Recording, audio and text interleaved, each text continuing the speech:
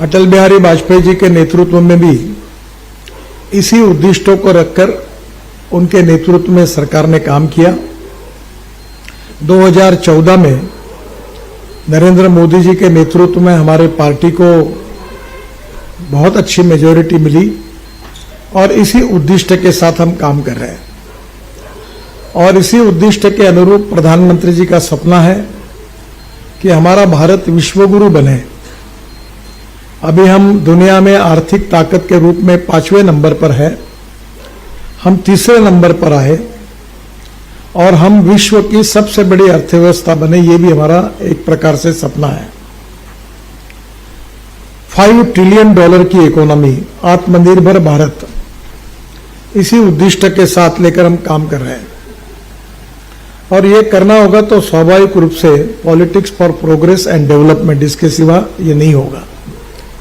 जो हमारी नीतियां हैं वो गांव, गरीब, मजदूर, किसान का कल्याण करके हम किस प्रकार से प्रगति और विकास की ओर जा सकते हैं, उसी के आधार पर हम काम कर रहे हैं। मुझे बहुत खुशी है कि भारत में पक्के घर 5 करोड़ परिवारों को हमारी सरकार में दिए गए, जिसमें से 20 लाख परिवारों को राजस्थान में मकान मिले। शौचालय भारत में 12 करोड़ से अधिक बने, राजस्थान में 83 लाख परिवार को शौचालय निर्माण हुए। जल जीवन मिशन में 7 करोड़ से अधिक परिवारों को नल दिया गया और राजस्थान में भी ये कार्य हो रहा है। राजस्थान में 40 लाख से अधिक परिवारों को प्रधानमंत्री किसान सम्मान निधि के अनुरूप करीब 12 करोड़ से अधिक किसान भाइयों को राजस्थान में 80 लाख से अधिक 12 करोड़ रुपए, करीब 80 लाख से अधिक किसान भाइयों को मिले। भारत सरकार की ओर से राजस्थान में 23 नए मेडिकल कॉलेज खोले गए, जो स्वास्थ्य की सुविधा के दृष्टि से बहुत ही महत्वपूर्ण थे। मुझे बहुत खुशी है कि देश भर में 10 करोड़ से अधिक माता बहनों को उज्ज्वला योजना में गैस कनेक्शन दिए, जबकि राजस्थान में 70 लाख से अधिक परिवारों को गैस कनेक्शन पहुंचे। कोरोना काल में देश में 80 करोड़ देशवासियों को मुफ्त राशन, जबकि राजस्थान में 4 करोड़ से अधिक प्रदेशवासियों को भी उसका लाभ मिला। ये हमारी सरकार की उपलब्धि। एयरपोर्ट्स बने, नए रेलवे के स्टेशंस बन रहे हैं, पर जो डिटेल में इसके सबकी जानकारी तो आपके पास है ही। पर राजस्थान की सबसे बड़ी समस्या पानी की है। बहुत पुराने समय से राजस्थान में पीने के पानी की भी उपलब्धता काफी कम थी। इसके कारण बड़े प्रमाण पर माइग्रेशन हुआ था। और मुझे खुशी है कि मैं वाटर रिसोर्सेस मंत्री था तो करीब 5 योजनाएं ऐसी थी जिसका बड़े प्रमाण पर राजस्थान को फायदा हुआ, जो मेरे कार्यकाल में वो योजनाओं को मंजूरी मिली। एक जो थी लखवाड़ बहुउद्देश्य परियोजना, वो 5,747 करोड़ की थी और 40 साल से लटकी हुई थी। इसमें ये जो बहुउद्देश्य योजना थी, इसमें 6 राज्य राजस्थान, हरियाणा, उत्तराखंड, हिमाचल, उत्तर प्रदेश और दिल्ली के बीच समझौता कराना था और अनेक सालों से राज्यों में झगड़े चल रहे थे। मुझे याद है ऐसे करीब 26 झगड़े चल रहे थे। उस काल में 19 झगड़े मैंने अपने कार्यकाल में समाप्त कराए।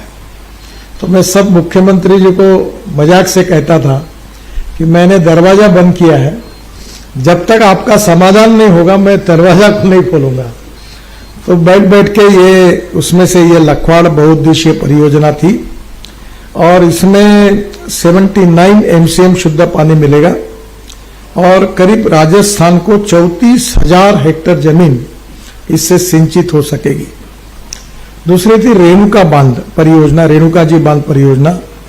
ये राजस्थान, हरियाणा, उत्तराखंड, हिमाचल प्रदेश, उत्तर प्रदेश, दिल्ली, ये भी 2019 में समझौता कराया गया। 4,597 करोड़ की योजना है और 3,893 करोड़ रुपए की राशि भारत सरकार से है। राजस्थान में इस योजना से 97,000 हेक्टेयर यानी करीब 2.5 लाख एकड़ जमीन सिंचित होगी और ये बहुत ही महत्वपूर्ण है। इसको भी 40 मेगावाट बिजली भी तैयार होती है। तो ये योजना भी उस समय इसका भी मार्ग निकाला गया। किसाऊ बहुउद्देशीय परियोजना 11,550 करोड़ की। ये किसाऊ बांध परियोजना राजस्थान, हरियाणा, उत्तराखंड, उत्तर प्रदेश, दिल्ली और हिमाचल प्रदेश के बीच में ही 617 MCM जल उपलब्ध होगा और देहरादून से साबरखेड़ा के पास किसाऊ बांध का सक्रिय भंडारण क्षमता 1324 MCM होगी और इस परियोजना में 57,000 हेक्टेयर क्षेत्र सिंचाई होगा और 660 मेगावाट बिजली भी तैयार होगी। एक बहुत इंपॉर्टेंट योजना थी वसुंधरा जी और डॉक्टर रामकृपाल सिंह राम प्रताप सिंह जी मंत्री थे, मेरे पास बार बार उस समय आते थे। वो ताजेवाला बैराज राजस्थान को पानी, इसके लिए भी हरियाणा के साथ काफी बार मीटिंगें हुई और राजस्थान को 570 MCM पानी देने की सहमति बनी। इसमें से पानी 312 MCM झुंझुनू तथा सीकर जिले में पेयजल के रूप में उपयोग किया जाना है तथा 40% जल का उपयोग सिंचाई में होगा। ये परियोजना में झुंझुनू की लगभग 37,000 हेक्टेयर कृषि भूमि तथा चूरू की 63,000 हेक्टेयर कृषि भूमि यानी करीब 2.5 लाख एकड़ को इससे पानी मिलेगा। इसके साथ साथ एक नदियों को जोड़ने के लिए आपस में भी हमने योजना बनाई थी पर इसका MOU राज्यों के बीच में नहीं हुआ। मेरा बहुत आग्रह था कि राजस्थान की समस्या देखते हुए यमुना राजस्थान संपर्क परियोजना जो जैसलमेर, बीकानेर, जोधपुर और श्रीगंगानगर 2 लाख हेक्टेयर को कृषि भूमि को सिंचाई क्षमता बढ़ेगी। राजस्थान साबरमती संपर्क परियोजना जो जैसलमेर, बाड़मेर, जालोर जिले की 5 लाख हेक्टेयर कृषि भूमि सिंचाई क्षमता बढ़ जाएगी। पार्वती चंबल संपर्क परियोजना काली सिंध जो झालवाड़, कोटा और चित्तौड़गढ़ जिले के 43,000 हेक्टेयर कृषि भूमि की सिंचाई क्षमता बढ़ेगी। इसको मैंने काफी प्राधान्य दिया था पर उसमें राज्यों के बीच में जो MOU होना चाहिए था वो नहीं हो पाया। अभी शेखावत जी मंत्री है, वो भी इसके पीछे लगे हैं और निश्चित रूप से ये पूरा होगा। मैं MSME का मंत्री था तो जयपुर में कुमारप्पा नेशनल हैंडमेड इंस्टीट्यूट, इसका बार बार उल्लेख मैं करता हूं। यहां हमने गोबर से पेंट बनाया 2020 में, खादी प्राकृतिक पेंट, इसकी 50 यूनिट जो है तैयार हुई है, देश में चल रही है, 8 राजस्थान में चल रही है। यह पेंट बाजार में बिकने वाले सामान्य पेंट से एंटीबैक्टीरिया, इको फ्रेंडली और विशेष रूप से सस्ता है। तो ये भी 500 टन पेंट का उत्पादन राजस्थान में भी हो रहा है। अभी छत्तीसगढ़ की सरकार ने ये पेंट को मैंडेटरी किया है गवर्नमेंट बिल्डिंग के लिए, तो ये भी एक बहुत बड़ी उपलब्धि है। विशेष रूप से ये जो इरिगेशन का है वो 1,26,480 करोड़ के प्रोजेक्ट जो मंजूर हुए, जिसमें से काफी बड़े प्रमाण पर पानी राजस्थान को मिलने वाला है।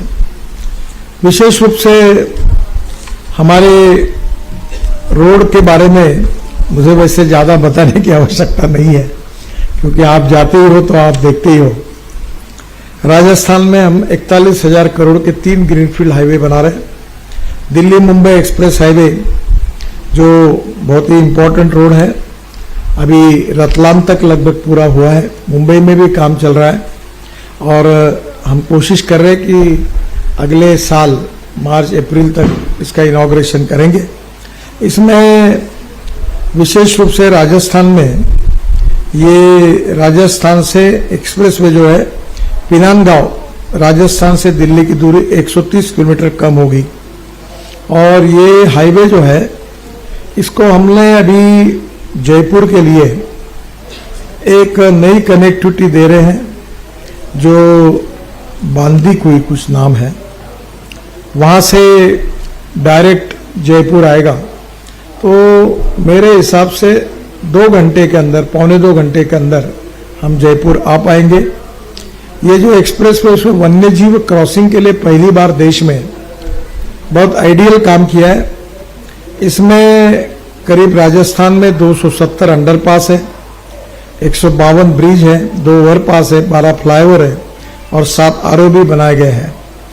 इसमें जो वन्यजीव क्रॉसिंग होंगे, जिसमें राजस्थान के सरिस्का टाइगर रिजर्व एक बहुत बड़ा एलिवेटेड रोड बना रहे हैं हम लोग, और मुकुंदरा राष्ट्रीय उद्यान और रणथंबोर राष्ट्रीय उद्यान भी शामिल है।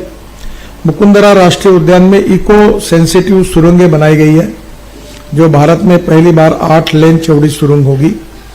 मैं जब यहाँ गया था तो वहाँ एक कार्टून था कि ऊपर में टाइगर बैठा था और एक बच्चा अपने माँ को बता रहा था गाड़ी में बैठकर, देखो ऊपर में